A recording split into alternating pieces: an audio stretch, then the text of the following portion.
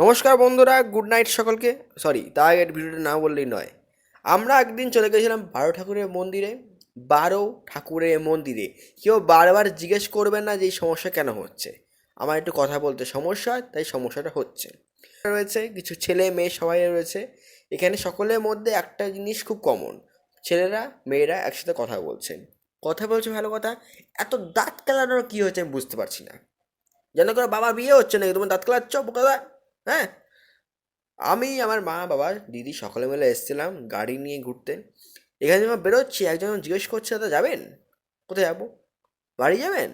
আচ্ছা যাবো না, গাড়ি থাকতে কেন যাবো? তিনি এসে জিজ্ঞেস করছেন, ও হেঁটে যাবেন? আরে ভাই, আমাদের এসে গাড়ি আছে, কেন আমি হেঁটে যাবো? হ্যাঁ, আর আমার ব্যাপারে আমি কিসে যাবো? তোমার কথা বলতে বলেছি তোমাকে? বোকা দাদা।